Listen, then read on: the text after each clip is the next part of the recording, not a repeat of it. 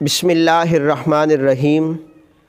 میرے دیکھنے اور سننے والوں السلام علیکم ورحمۃ اللہ وبرکاتہ۔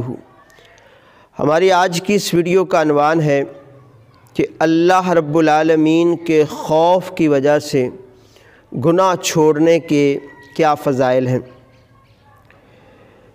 دیکھیے، لوگوں کے سامنے تو ہر کوئی بندہ گناہوں سے اپنے آپ کو بچاتا ہے، لیکن جب تنہائی میں ہوتا ہے تو بہت سارے ایسے گناہ کر بیٹھتا ہے۔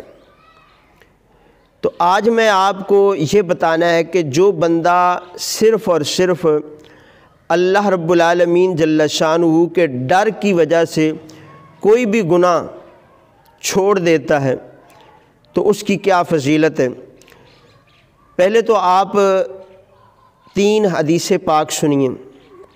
سب سے پہلی حدیث پاک حضرت قتادہ رضی اللہ تعالیٰ عنہ سے مروی ہے کہ رسول اللہ صلی اللہ تعالیٰ علیہ وسلم نے ارشاد فرمایا کہ جو بندہ حرام کام پر قادر ہو اور پھر اس کو اللہ رب العالمین کے خوف کی وجہ سے چھوڑ دے تو اللہ پاک آخرت سے پہلے دنیا میں ہی اس کو ایسا بدل عطا فرمائے گا جو حرام کام سے بہتر ہوگا۔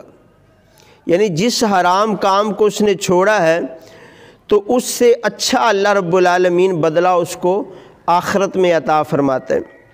دوسری حدیث پاک سنیے۔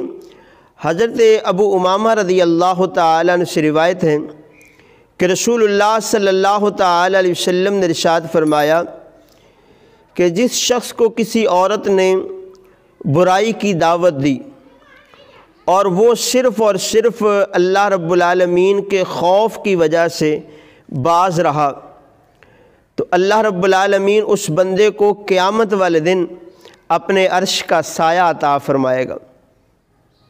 میرے محترم بھائیو، اس وقت کوئی سایہ نہیں ہوگا۔ تو جو اللہ رب العالمین کے خوف کی وجہ سے گناہ سے بچ گیا، اللہ پاک اس کو اپنے عرش کا سایہ عطا فرمائے گا۔